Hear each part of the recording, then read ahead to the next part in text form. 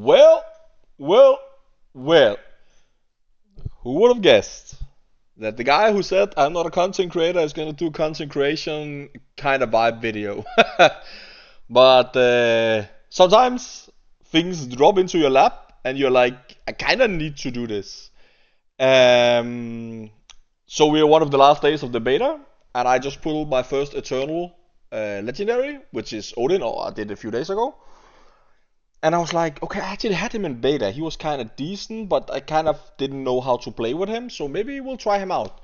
And then, out of randomness, the next thing I pull is a Freki, and just after that, I pull a Geri. And for people who don't know, they are his dogs, so they actually synergize together. And I thought, hey, maybe let's try it out. Like build all of them some kind of way. Like I don't have enough XP to actually fully level them, so they're running at 60 and 50s.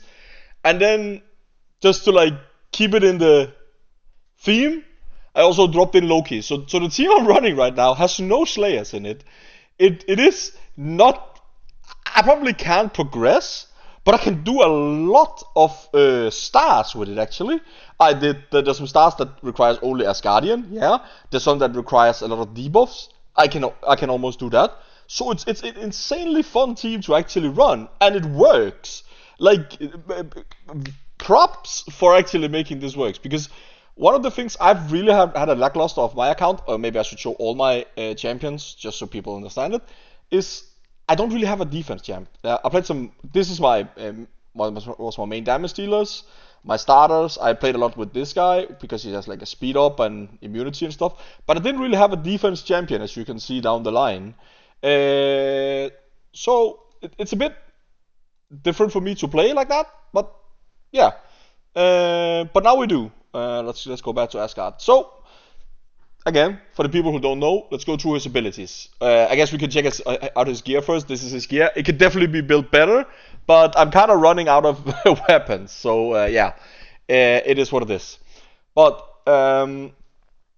he has a 30% accuracy in all battles, which is insanely nice. His main ability is attack one enemy with a 80% chance to decrease the target's divinity by 10%. If the target is under charm or confuse, steal. And we almost always have charm or confuse on in this build, meaning we always steal the divinity of him going into it.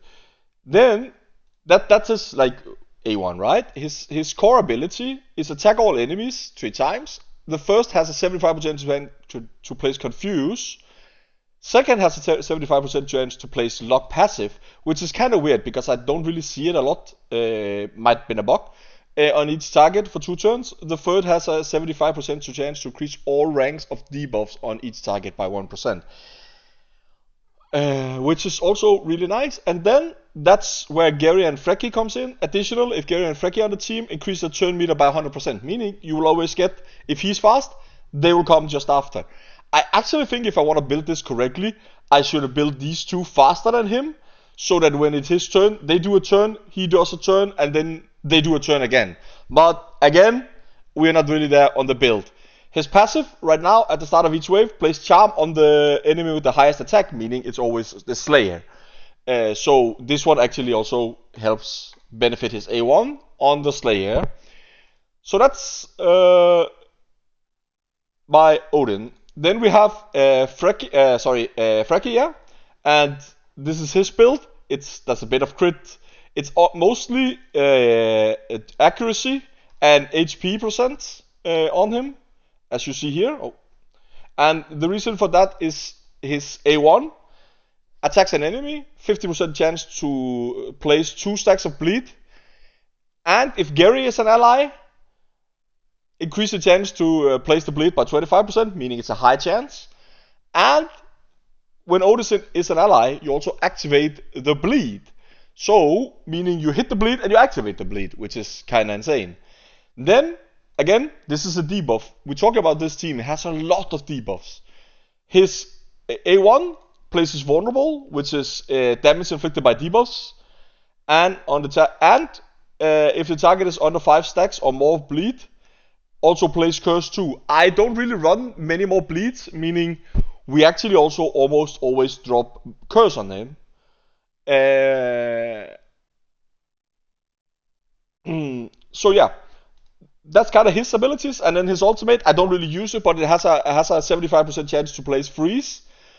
But the main part is Geri and Odin also gets divinity. Means this is a lot of boosting of Odin's ultimate.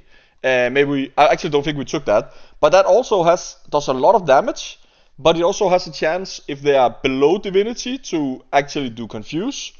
But if they are high divinity, it has a chance of doing face down. I don't like this one. Honestly, the damage is good. I would just have wanted it to do confuse every time, but maybe it would be too strong if it did that. Then we have the Freki. The Geri. The Geri is the worst build of my champions because right now I just threw on what I had. You can also see like I don't even have upgraded the weapon because I don't have any stuff to upgrade it with because I built so many other champions. But yeah. His main attack down, and if Freki is an ally, also blunt 2 down. And if Odin is an ally, you place barrier on Odin, meaning again, because Odin is my lead, the AI have a tendency to actually attack Odin. So all of this is just making sure Odin doesn't die. His ultimate, Radiance 2 on all enemies, which is also very good, because if they attack him, they take the damage back, on top of the charm, of course.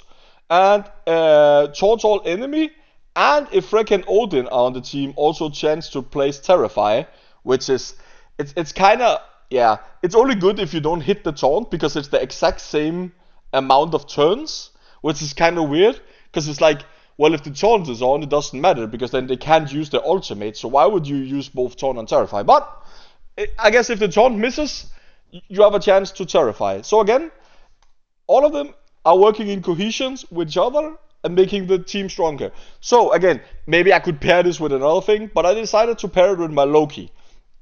The reason for this is I can almost keep every single wave CC'd in the way I want to. Loki is really good build, I think. Has a high accuracy, fairly decent build at least. First of all, he has a chance to place Charm, which again boosts Odin, which is nice. Yes, of course, his main thing is the whole sleep thing. I also upgraded his items, his abilities. I might able to say that. So I only have 3 turns on the sleep, which kind of makes wave clearing, as long as I can kill them up, I'm killing, kind of easy. And then on his ultimate, he also has corrupt. Again, debuff on debuff on debuff on debuff. So that's kind of how the whole team works. So let's take it into a spin, so I can just show you. This is where I am on Isomo. I cannot kill this stage, by the way. This stage isn't like my champions hit for like 300 damage. I need defense down. So that's not a good team for it. But I just did. Was it this one? This one, for example. Having cleared the stage, having applied 20 debuffs, for example. This is actually a good showcase of the team. So what I do is you start out, and then you do his ultimate, his core ability, meaning everybody gets confused. Now I don't need to worry about anything. I can just damage mobs because they are gonna kill each other. We do radiance, cause why not? And then we do the bleed. You see, and then again almost killing each other. And now we're gonna start ramping up. So we have to kill this guy out in the side. We do the sleep. And now it's just A1ing, honestly. It's just A1ing and hoping my debuffs hit. They also hit kinda hard, as you see. It's not like the mobs are not hitting hard, or your champions, sorry, are not hitting hard. It's just about getting debuffs up.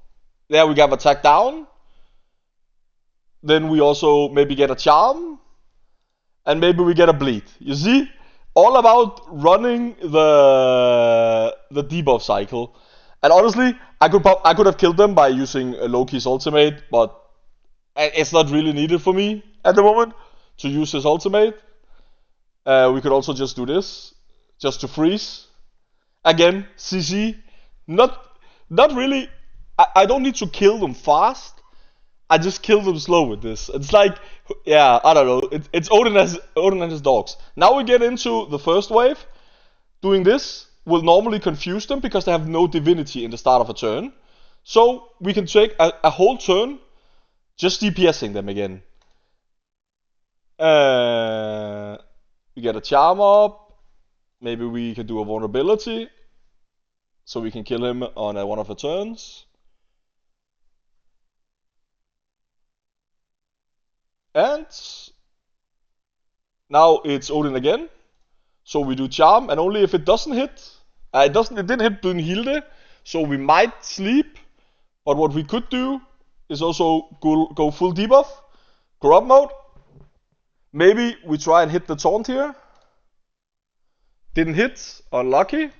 So now it's like a question: do we want to kill him? We can also do radiance.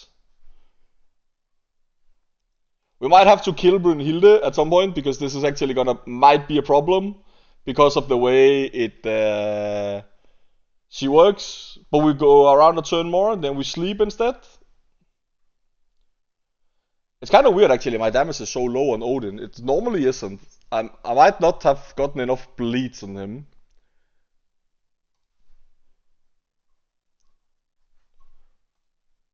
But yeah, all in all, the team kind of works very well in synergy. Like you don't, again, blunt debuffs, debuffs, debuffs. You don't really need to do a lot. It's just about playing the debuffs game. And we'll wait, I think. Oh, maybe actually I should have slept here. I think. Yeah. Sleep. And there we go. Again, like the damage on all these dogs, actually, especially on the Rhydon, is kind of insane, honestly. So, but yeah, the whole team is just about this, CCing entire team to death. I might actually be able to remove Loki from this team, and instead play maybe a damage dealer. That actually might be possible. I hope he's attacking here. He attacked the other one. Unlucky. But again, we have a barrier, so he doesn't even go through the barrier. So it's kind of doesn't matter. I could have done radiance here instead of doing attack down, and we're killing him with bleed. So again, like this is just a team that revolves around actually just playing defense, killing them up slowly, making sure they don't take a turn, and then killing them with bleed, attack down, blunt down, charms, defense down, everything. So yeah, I enjoy it. They have a very good synergy between all of the dogs and Odin. So it is actually quite a strong team. Maybe there will be some changes. Maybe it will be even better when I start actually building the bride out. Maybe swapping in something else. Maybe like a brawler more that can do some damage, but also has maybe a bit of CC. I think this will also make this team really strong. But yeah, this is the Asgard, and I don't know, should we call it Odin who let the dogs out team? I'm out. Peace.